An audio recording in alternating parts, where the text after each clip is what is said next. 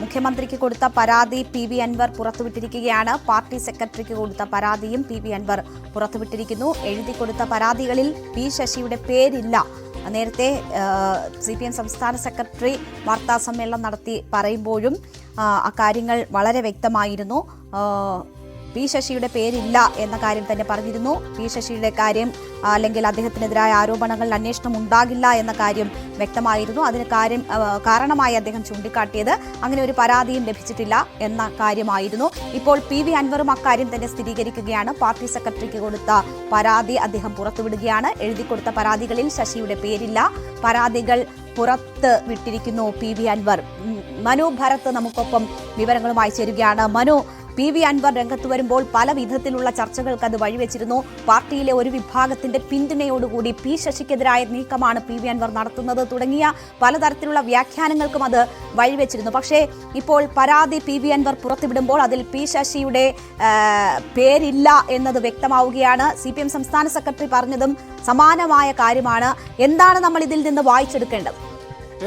8 പേജുള്ള ഒരു പരാതിയാണ് മുഖ്യമന്ത്രിക്ക് PV അൻവർ നൽകിയത്. ഇതേ പരാതി തന്നെയാണ് പാർട്ടി സെക്രട്ടറിക്ക് നൽകിയത് എന്നും അൻവർ വ്യക്തമാക്കുന്നു. ബഹുമാന്യനും ആദരണീയനുമായ മുഖ്യമന്ത്രി അവർക്ക് എന്ന് തുടങ്ങുന്ന ഈ പരാതിയിൽ ആണ് PV അൻവർ പ്രധാനമായും ഈ MR അജിത് കുമാർ ഉൾപ്പെടെയുള്ള ആളുകൾക്കെതിരെയുള്ള ശക്തമായ ആരോപണങ്ങൾ അഴിച്ചുവിടുന്നത്. ഇതിൽ ഒരു പ്രധാന ഘടകമായി വരുന്നത് ഈ അജിത് കുമാർ നടത്തിയിട്ടുള്ള നീക്കങ്ങളെ സംബന്ധിച്ച് പറയുന്നു. ഒപ്പം തന്നെ കള്ളക്കടത്തിനെ സംബന്ധിച്ച് ഉള്ള വിവരങ്ങൾ നൽകുന്നുണ്ട്.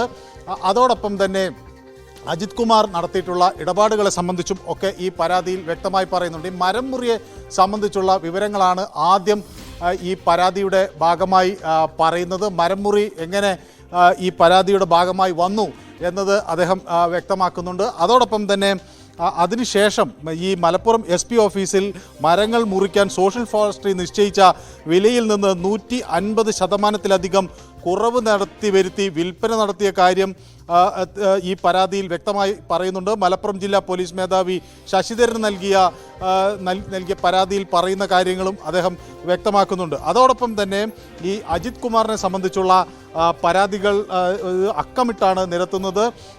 നവകേരള സദസ്സുമായി ബന്ധപ്പെട്ട് നടന്ന വിവാദത്തെ സംബന്ധിച്ച് അദ്ദേഹം പറയുന്നുണ്ട്. സംസ്ഥാന സർക്കാരിൻ്റെ ഏറ്റവും ശ്രദ്ധ ആകർഷിച്ച പരിപാടിയായിരുന്നു നവകേരള സദസ്സ്. നവംബർ 30 ഏറനാട് മണ്ഡലത്തിൽ അരിക്കോട് വെച്ച് നടക്കുമ്പോൾ മുഖ്യമന്ത്രി സദസ്സിൽ എത്തുന്ന സമയത്ത് ഈ പരിപാടി അലങ്കോലപ്പെടുത്തുക എന്ന ദുരുദ്ദേശത്തോടുകൂടി യൂട്യൂബറുടെ സഹായിയും സദസ്സിൽ പ്രശ്നങ്ങൾ ഉണ്ടാക്കിയപ്പോൾ പോലീസ് കണ്ടിട്ട് ഇടപെടാത്ത സാഹചര്യമുണ്ടായെന്നും ഇടതുപക്ഷ പ്രവർത്തകർ ഇവരെ ബലമായി സദസ്സിൽ നിന്ന് പുറത്തിറക്കിയ സംഭവം അങ്ങ് ഓർക്കുമല്ലോ എന്ന് വ്യക്തമാക്കിക്കൊണ്ട് ആ വിഷയങ്ങൾ പറയുന്നു. ഒപ്പം ഈ മറ്റേ മറുനാടൻ മലയാളി എന്ന ചാനലിനെ സംബന്ധിച്ചുള്ള അൻവറിൻ്റെ പരാതികൾ ഉണ്ട്. നേരത്തെ തന്നെ അൻവർ ഇത് 66F അനുസരിച്ച് കേസെടുക്കണം ഈ വിഷയത്തിൽ എന്ന് ആവശ്യപ്പെട്ടിരുന്നു. പക്ഷേ അത് ആ തരത്തിൽ IT ആക്ട് 2066B പ്രകാരം മാത്രമാണ് പരാതി എടുത്തത് എന്ന് സംബന്ധിച്ചുള്ള ആ വിഷയങ്ങൾ പറയുന്നു. അതോടൊപ്പം തന്നെ കേരളത്തിലെ ഏക സാംസ്കാരിക ആഘോഷമായ തൃശ്ശൂർ പൂരം ഇത്തവണ വാർത്തകളിൽ നിറഞ്ഞത് പോലീസ് നടപടികളുടെ പേരിലായിരുന്നു. ജനങ്ങൾ വൈകാരികമായി പ്രതികരിക്കുന്ന സാഹചര്യം പോലീസ് ഉണ്ടാക്കിയത് ബോധപൂർവമാണ്. ഇതിനെ തുടർന്ന് സംസ്ഥാന തെരഞ്ഞെടുപ്പ് ചരിത്രത്തിൽ ആദ്യമായി ഒരു BJP പാർലമെൻറ്റ് അംഗം തൃശ്ശൂരിൽ നിന്ന് ജയിക്കുകയുണ്ടായി.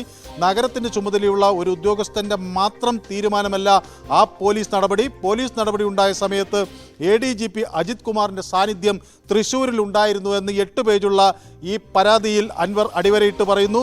തൃശ്ശൂരിൽ വിജയിച്ച BJP MP-യുമായി അടുത്ത ബന്ധമുള്ളയാളാണ് അജിത് കുമാർ. ഉന്നത BJP നേതാവുമായി ഉണ്ടാക്കിയ ധാരണയനുസരിച്ചാണ് തൃശ്ശൂരിൽ പോലീസ് നടപടി ഉണ്ടായത്.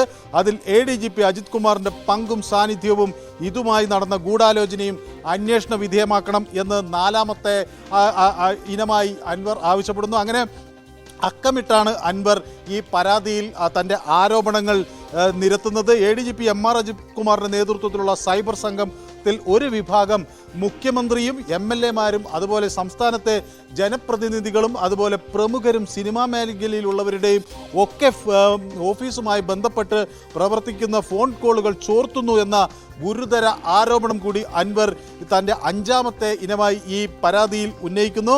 അതോടൊപ്പം ഈ സോളാർ കേസിൽ എല്ലാ തെളിവുകളും ഉണ്ടായിട്ടും കുറ്റവാളികൾ രക്ഷപ്പെട്ടത് അജിത് കുമാറിൻ്റെ ഇടപെടൽ മൂലമാണ് എന്നാണ് PV അൻവറിൻ്റെ ആരോപണം.